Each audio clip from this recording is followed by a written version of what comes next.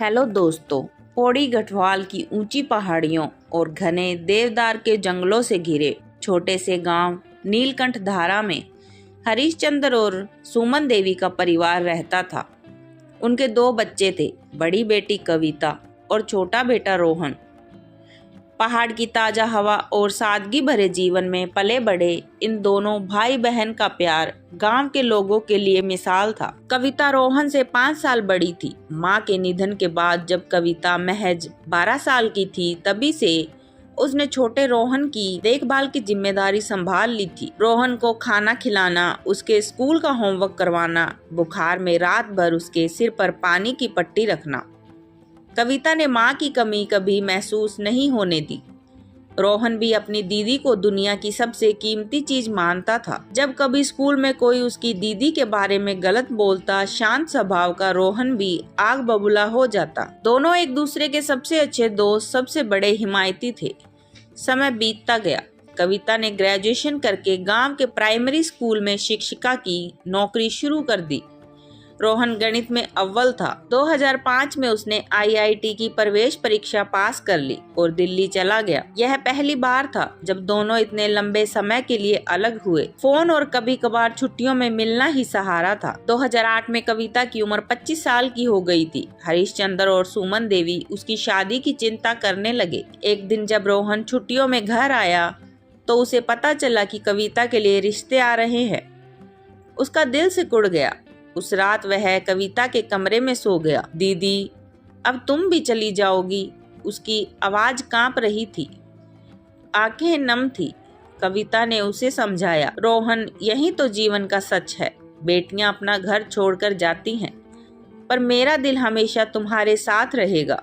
तुम तो जानते हो मैं तुमसे कितना प्यार करती हूँ। दोनों एक दूसरे को सांत्वना देते हुए देर तक बैठे रहे। कुछ समय बाद पास के एक बड़े कस्बे लैंसडाउन में वन विभाग के युवा अधिकारी विक्रम से कविता का रिश्ता तय हुआ। विक्रम शिक्षित, संस्कारी और कविता की सादगी से प्रभावित था। शादी सादगी से हुई और कविता अपने नए घर, नए जीवन की ओर चल पड़ी। रोहन दिल्ली लौट गया, लेकिन दीदी के घर छोड़ने का दर्द उसके साथ था। रोहन ने IIT से इंजीनियरिंग पूरी की और फिर उसे अमेरिका की एक प्रतिष्ठित यूनिवर्सिटी से स्कॉलरशिप मिल गई। उसने सोचा, कुछ साल मेहनत कर लूं, अच्छी नौकरी पकड़ लूं, तब दीदी के लिए कुछ तोहफे लेकर जाऊंगा। अमेरिका पहुंचकर वह पढ़ाई और पार्ट टाइम जॉब में इतना व्यस्त हो गया कि समय का एहसास ही नहीं रहा। फोन करने का समय निकालना मुश्किल था। इंटरनेट कनेक्शन भी हमेशा बेहतर नहीं रहता था। धीरे धीरे 1 साल, 2 साल, फिर पूरे 5 साल बीत गए। उसने घर वालों को भी बहुत कम ही कॉल किया, बस कभी कभार ईमेल कर देता। घर वालों को चिंता सताने लगी, कहीं रोहन का कोई हादसा तो नहीं हो गया। कविता तो हर रक्षाबंधन पर उसके नाम की चूड़ी पहनकर रो पड़ती। 5 साल बाद 2013 की एक ठंडी शाम, जब नीलकंठ धारा में कोहरा छाने लगा था, एक टैक्सी हरीशचंद्र के घर के सामने रुकी। उसमें से स्मार्ट सूटकेस पहने परिपक्व दिखने वाला युवक उतरा। रोहन वापस आ गया था। सुमन देवी और हरीशचंद्र की आंखों से खुशी के आंसू बह निकले।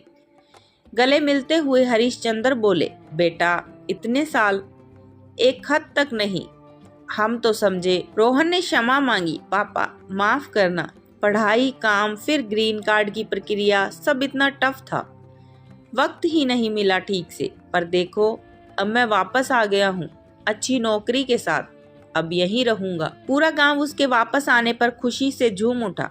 कुछ ही दिनों में रक्षाबंधन आने वाला था। रोहन ने सोचा, इस बार वह दीदी को सरप्राइज देगा। उसने किसी को नहीं बताया। रक्षाबंधन के दिन सुबह रोहन ने अपनी कार से लैंसडाउन के लिए रवाना होने से पहले सुमन देवी को गले लगाया। माँ, दीदी को बिल्कुल न बताना कि मैं आ रहा हूँ। उसकी आंखों में चमक थी।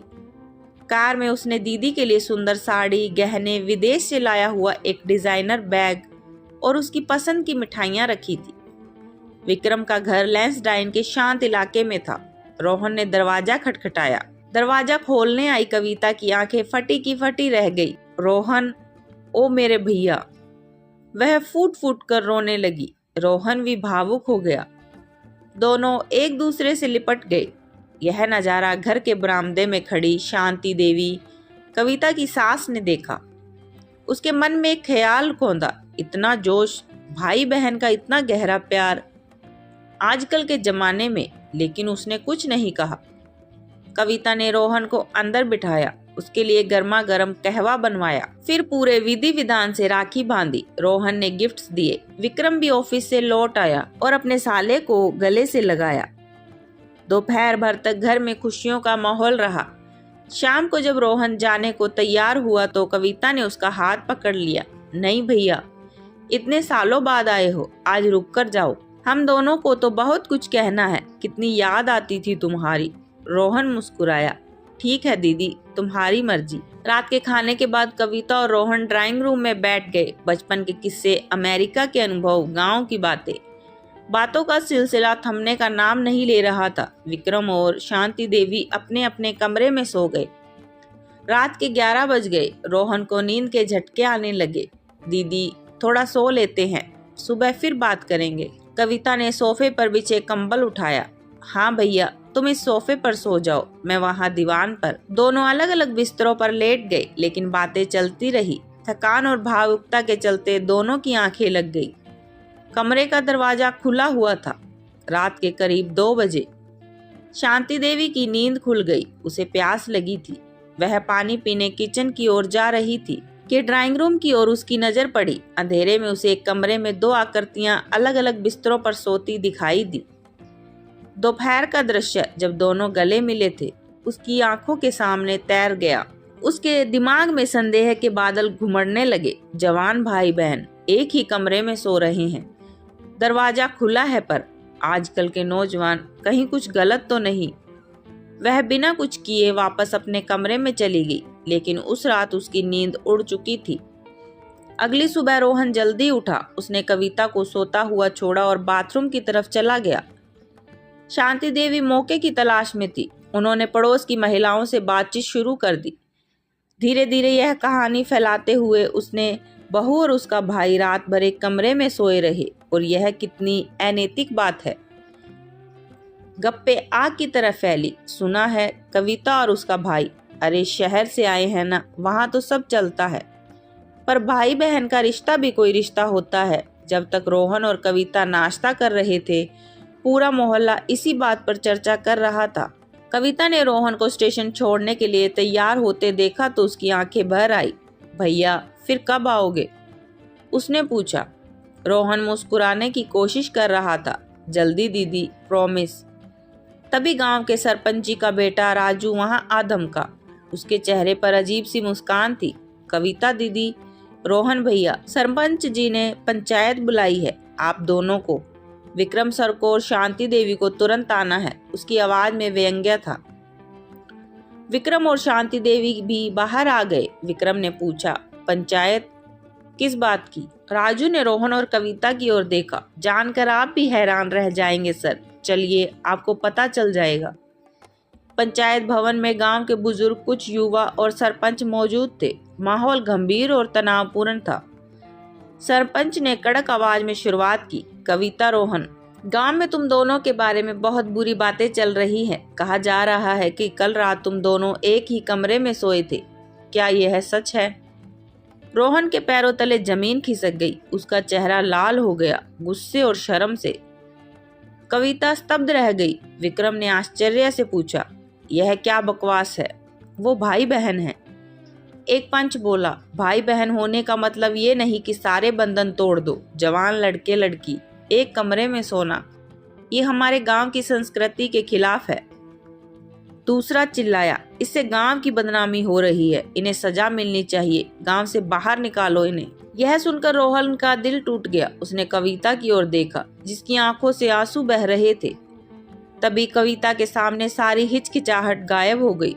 उसने ठंडे स्पष्ट स्वर में कहा, जिसकी गूंज पूरे हॉल में गूंजी। रुकिए। सब चुप हो गए। कविता आगे बढ़ी। उसकी आवाज कांप रही थी, लेकिन आंखों में आग थी। सुनो सब, सुनो इस गांव के ठेकेदारों, मैं और रोहन, हम दोनों एक माँ की कोख से पैदा हुए हैं। जब मेरी माँ नहीं रही, तब मैंने 12 साल की उम्र से इस बच्चे को गोद में लेकर पाला। उसके मुंह में पहला निवाला डाला। उसके सिर पर हाथ फेरकर मैंने स्कूल भेजा। जब वो बीमार पड़ता तो मैं रात भर जाकर उसके सिर पर पानी की पट्टी रखती। क्या ये प्यार, ये रिश्ता तुम्हारी गंदी सोच से कम है? वह रुकी, एक गहरी सांस ली। हाँ, कल रात हम एक कमरे में सोए थे। क्यों? क्योंकि 5 साल बाद मेरा भाई मुझसे मिलने आया था। हम बातें कर रहे थे, बचपन की यादें ताजा कर रहे थे और न जाने कब नींद आ गई। दरवाजा खुला था, कमरे में कोई पर्दा नहीं था। हमारे बीच सिर्फ भाई बहन का वह पवित्र रिश्ता था जिसे तुम लोगों ने अपनी छोटी सोच से कीचड़ में सना है।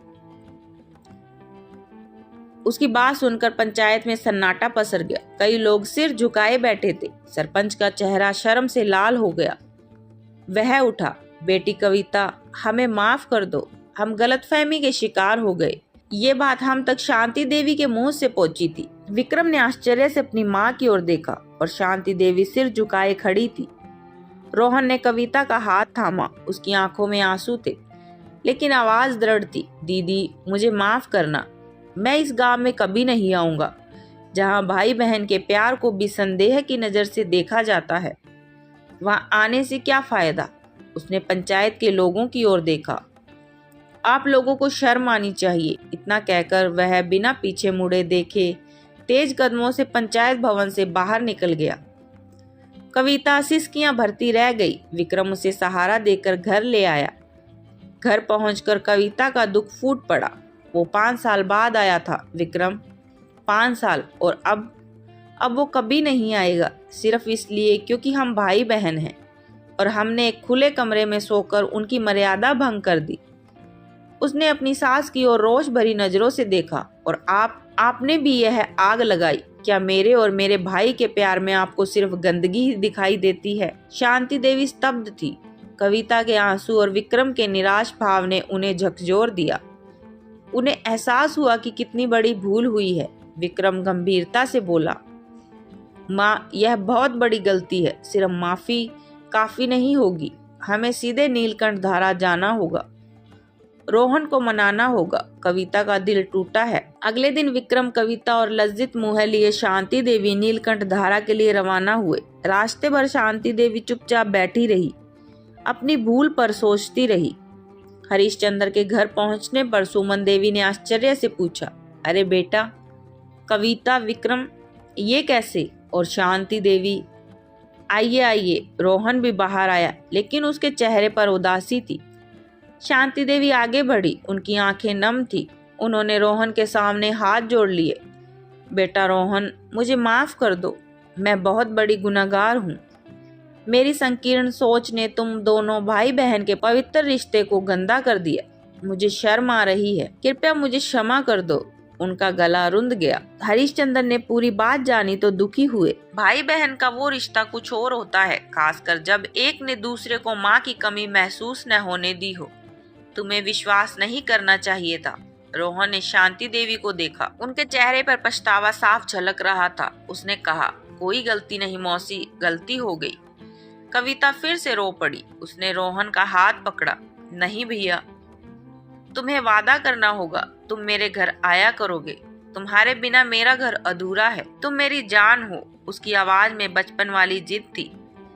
शांति देवी ने हाथ जोड़े। हाँ बेटा, कृपया वादा करो, मुझे अपनी गलती सुधारने का मौका दो। मैं गांव में जाकर सबको बता दूंगी कि मैंने गलतफहमी फैलाई थी। रोहन ने कविता को गले लगा लिया। उसकी आंखें नम थी, लेकिन अब उनमें चमक लौट आई थी। ठीक है दीदी, वादा करता हूँ मैं अक्सर आया करूँगा। तुम्हारे बिना मेरा भी मन नहीं लगता, उसने मुस्कुराते हुए कहा। और अगली बार मैं अलग कमरे में सोऊंगा ताकि किसी को शक न हो। सब हंस पड़े। तनाव का बादल छट गया। उस दिन के बाद रोहन नियमित रूप से कविता के घर जाने लगा। शांति देवी ने वाकई गांव में जाकर सफाई दी और कविता से उसका रिश्ता और भी मधुर हो गया। कुछ साल बाद रोहन की शादी हुई। एक पहाड़ी लड़की प्रियंका से। कविता के 2 बच्चे हुए, अंकित और अनन्या, जो अपने मामा रोहन को बेहद प्यार करते हैं। प्रियंका और कविता में भी बहन जैसा रिश्ता कायम हो गया। आज भी जब कभी पारिवारिक मिलन होता है और कोई उस पुरानी घटना की बात करता है तो शांति देवी शर्म से मुस्कुरा देती है। रोहन और कविता एक दूसरे की ओर देखकर मुस्कुराते हैं। उस मुश्किल घड़ी ने उनके प्यार को और भी गहरा कर दिया था और सबको एक महत्वपूर्ण सबक सिखाया था। आंखों देखी या कानों सुनी बात पर तुरंत विश्वास नहीं करना चाहिए, खासकर जब वह किसी के चरित्र पर प्रश्न चिन्ह लगा रही हो। भाई बहन का प्यार एक पवित्र बंधन है और उसे संदेह की दृष्टि से देखना उसकी पवित्रता का अपमान है। दोस्तों, कहानी अच्छी लगी हो तो वीडियो को लाइक करें, कमेंट करें और चैनल को सब्सक्राइब जरूर करें। धन्यवाद।